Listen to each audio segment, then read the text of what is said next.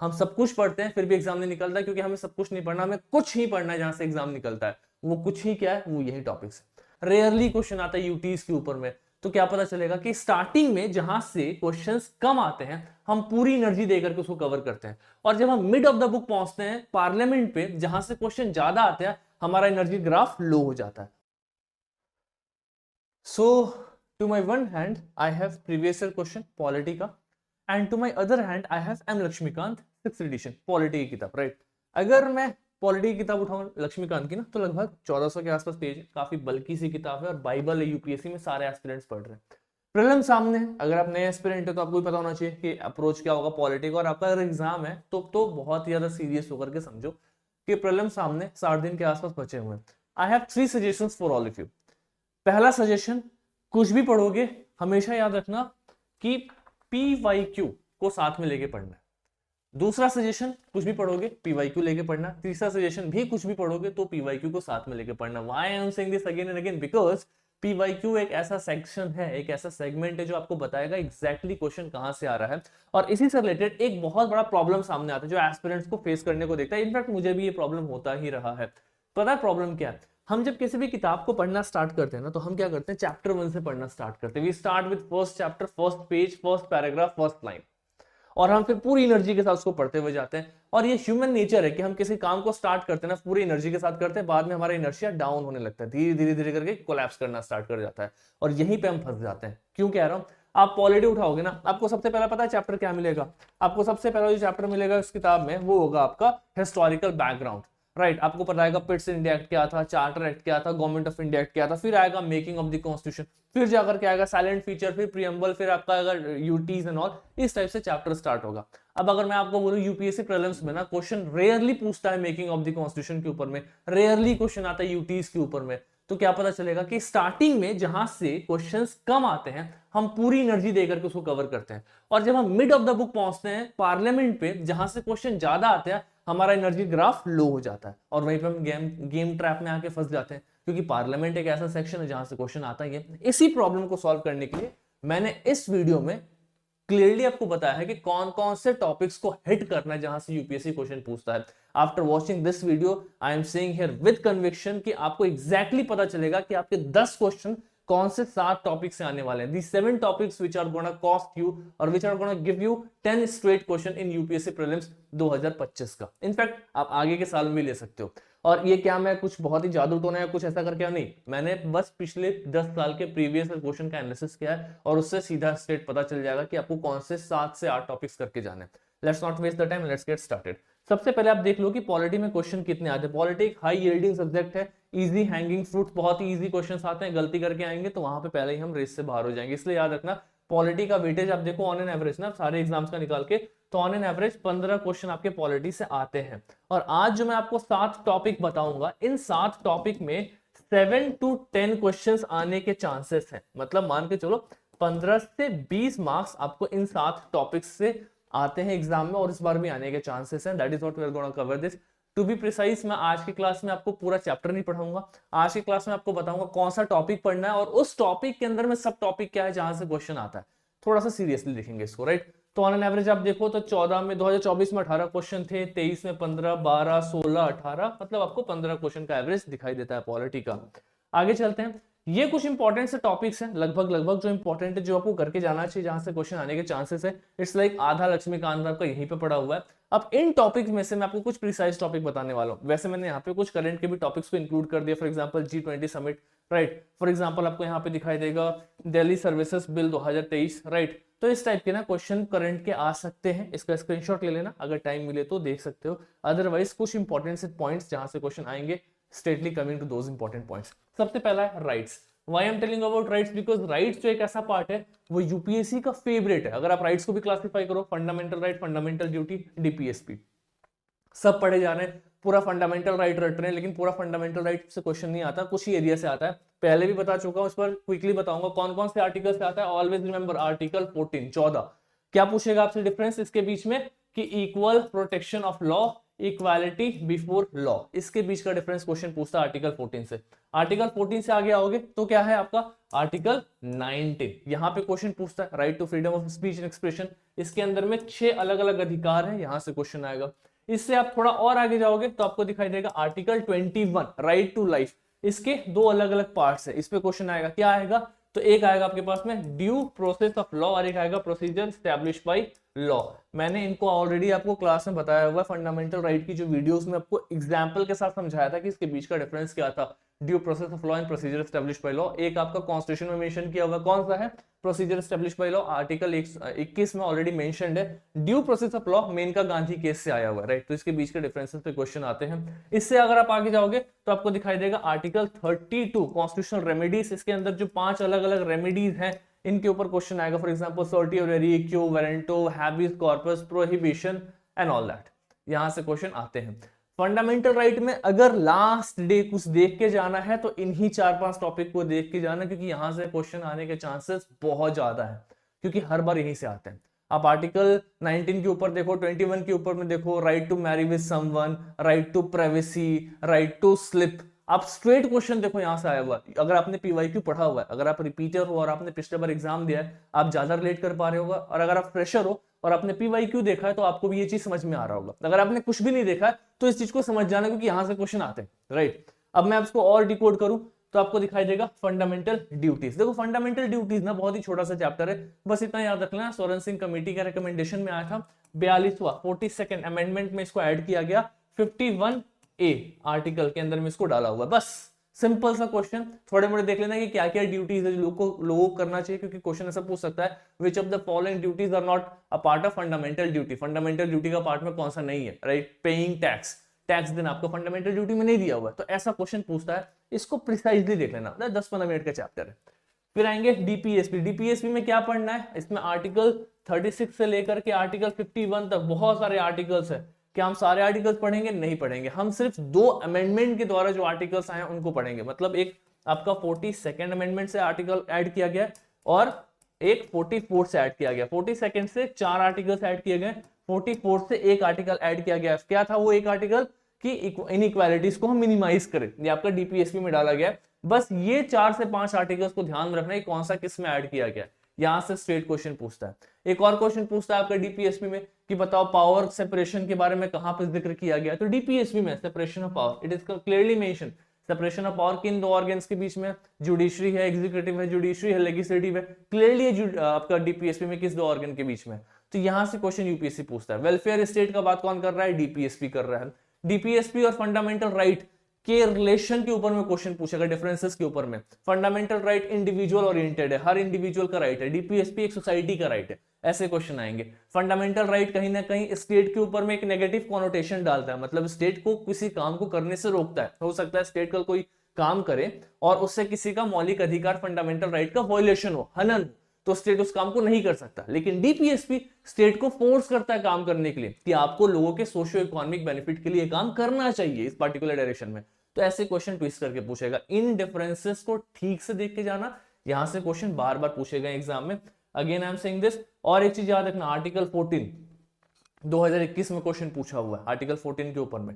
तो ये आर्टिकल्स को देखेंगे और अगर आप डीपीएसपी में देख रहे हो तो इन 2 अमेंडमेंट के द्वारा जो 5 आर्टिकल ऐड किए गए उनको देखेंगे। यहां से इतना ही करके जाना है, पूरा लक्ष्मीकांत रटने का टाइम अब है नहीं और रटने की जरूरत भी नहीं है, क्योंकि वहां पे कॉस्ट एफिशिएंसी कम है। ये है आपका कॉस्ट एफिशिएंसी। इन्हीं टॉपिक्स को लक्ष्मीकांत से देख करके जाओ, दैट इज ऑल। चलो फटाफट चलते हैं आगे, let's not waste the time. Judiciary जो है ना, जैसे सुप्रीम कोर्ट, हाई कोर्ट सब ऑर्डिनरी, जैसे नालसा मैंने यहाँ पे ऐड कर दिया हुआ है, राइट। अगर आप प्रिसाइजली पूछो कि क्या पूछता है जुडिशरी में, तो ये बस एक ही चीज आपसे बार बार पूछता है। ये बोलता है कि मेरे को बस ये बता दो कि ज्यूरिसडिक्शन और पावर क्या है सुप्रीम कोर्ट का, राइट, हाई कोर्ट का, राइट। इनके ज्यूरिसडिक्शन पे क्वेश्चन पूछते रहता है, किसका वाइडर है, किसका स्लोअर है। फंडामेंटल राइट के चैप्टर में ना लास्ट में दिया हुआ है ज्यूरिसडिक्शन को कंपेयर करते हुए कि कहां पे सुप्रीम कोर्ट का ज्यूरिसडिक्शन ज्यादा हाई कोर्ट से, कहां हाई कोर्ट का ज्यूरिसडिक्शन ज्यादा है सुप्रीम कोर्ट से, राइट। वहां पे रिट्स का भी जिक्र किया हुआ है आर्टिकल 32 का, वहां पे टेरिटरीज का भी जिक्र किया हुआ है। तो उस जगह को ठीक से देख लेना, वहां से क्वेश्चन आता है। दूसरा कि जितने भी जजेस हैं, राइट, इनकी सैलरी, इनका अपॉइंटमेंट, इनका पेंशन। अब ये सैलरी और पेंशन से क्वेश्चन क्या आएगा कि कौन से फंड से ये मिलता है इनको, क्या कंसोलिडेटेड फंड ऑफ इंडिया से मिल रहा है या consolidated fund of any state से मिल रहा है, ऐसे क्वेश्चन पे यूपीएससी हिट करता है। तीसरा आपका जजेस इंक्वायरी एक्ट, राइट, क्या है, जजेस इंक्वायरी एक्ट, राइट। अब यहां पे क्वेश्चन पूछता है कि XYZ thing is mention in the constitution of India और it is mention in the जजेस इंक्वायरी एक्ट, तो इसको थोड़ा देख के जाएंगे, जजेस इंक्वायरी एक्ट। अगर आपने इतना कर लिया तो आपका जुडिशरी भी डन है, राइट। चलो आगे चलेंगे। नेक्स्ट है आपका कुछ मिसलेनियस। अब मिसलेनियस में मैंने क्या किया कि पूरी लक्ष्मीकांत से कुछ इंपॉर्टेंट टॉपिक्स को सेग्रीगेट किया। For example government of India act emergency preamble, अगर आप मुझसे पूछो प्रिसाइजली तो preamble is number 1, government of India act is number 2 and emergency is number 3, right. Preamble में क्वेश्चन कहां से पूछेगा, तो पूछेगा कि प्रीएम्बल में जैसे अगर आप देखो ना, जस्टिस, इक्वालिटी, लिबर्टी, फ्रेटर्निटी, ये जो भी टर्म्स हैं आपके प्रीएम्बल में, इनके बारे में पूछता है कि लिबर्टी कौन कौन सा आपका प्रीएम्बल में मेंशन किया हुआ है, जस्टिस कौन कौन सा प्रीएम्बल में मेंशन किया हुआ है, डीप इनसाइड पूछता है, राइट। लिबर्टी 5 टाइप का, liberty of thought, expression, faith, worship, right. तो यहां से क्वेश्चन लिबर्टी के आते हैं, यहां से क्वेश्चन बनते हैं। तो इन टॉपिक्स को देख के जाएंगे। प्रीएम्बल में सीधा क्वेश्चन यहां से आता है। आप इमरजेंसी देखो, इमरजेंसी में अगर मैं प्रिसाइजली बताऊं तो प्रेसिडेंट रूल देख करके जाना, प्रेसिडेंट रूल से क्वेश्चन आता है बहुत बार, राइट। इमरजेंसी वैसे आपको दिखाई देगा नेशनल इमरजेंसी, राइट, वो 2 ग्राउंड पे, एक्सटर्नल ग्राउंड, इंटरनल ग्राउंड, फिर प्रेसिडेंट रूल, फिर फाइनेंशियल इमरजेंसी, प्रेसिडेंट रूल पे क्वेश्चन आते हैं। गवर्नमेंट ऑफ इंडिया एक्ट में एक एक्ट तो रट करके जाना, वो है 1935। पता नहीं यूपीएससी को क्या ही लगाव है गवर्नमेंट ऑफ इंडिया एक्ट 1935 से, यहाँ पे क्वेश्चन पूछते रहता है, राइट। 1935 वाले एक्ट में जाकर के किसको स्पेशली सेपरेट इलेक्टोरेट दिया गया, वुमेन्स को दिया गया, यहाँ से बार बार क्वेश्चन पूछता है। I don't know what is there with UPSC with this Government of India Act 1935, but इसको देख लेना। बाकी एक्ट्स कर सकते हो तो अच्छी बात है, अदरवाइज इतना तो करके ही जाना, क्योंकि ये बहुत इंपॉर्टेंट से थीम्स है, राइट। यहाँ से क्वेश्चन बार बार आते हैं। यूनियन एग्जीक्यूटिव में देखोगे ना आप, तो प्रेसिडेंट, वाइस प्रेसिडेंट एक साथ चलते हैं, राइट। थोड़ा सा देखेंगे इनको। प्रेसिडेंट पे भी क्वेश्चन बहुत ज्यादा नहीं पूछता, ये नहीं है कि पूरा पूरा प्रेसिडेंट का पूरा पावर पढ़ने बैठ गए, नहीं, ऐसा नहीं पूछेगा। प्रेसिडेंट में अगर क्वेश्चन पूछता भी है ना, तो प्रेसिडेंट के इलेक्शन पे बार बार क्वेश्चन पूछता है कि प्रेसिडेंट के इलेक्शन में कौन पार्टिसिपेट कर सकता है, कौन नहीं कर सकता है, राइट। वहां पे इसका थीम है, उस जगह पे बेसिकली फोकस करना है। Prime minister, central council of ministers में बस आपको यही पूछता है कि प्राइम मिनिस्टर और सेंट्रल काउंसिल ऑफ मिनिस्टर्स का रिलेशन लोकसभा के संदर्भ में कैसा है।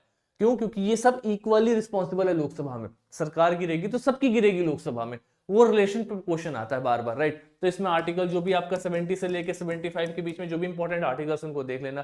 कैग एंड अटॉर्नी जनरल, इनको अच्छे से देखना, क्योंकि कैग अटॉर्नी जनरल बहुत इंपॉर्टेंट है। इनके रिपोर्ट्स पे कहीं ना कहीं नो कॉन्फिडेंस मोशन कैग के रिपोर्ट में तो पास हो जाता है, राइट। और अटॉर्नी जनरल तो आपको पता ही है कि गवर्नमेंट का एक लॉ ऑफिसर बहुत बड़ा, राइट, तो गवर्नमेंट को रिप्रेजेंट करता है। इसके पास में राइट टू पार्टिसिपेट है, कहां पे, आपकी जो भी पार्लियामेंट है वहां पे पार्टिसिपेट कर सकता है, बट वोट नहीं कर सकता। तो ऐसे कुछ शार्प डिफरेंसेस पे क्वेश्चन आते हैं, इनको देख करके जाओगे तो ये वाला एरिया से क्वेश्चन आते हैं, लगभग 2 क्वेश्चन तो आने के चांसेस रहते हैं, तो इनको अच्छे से देख करके जाना।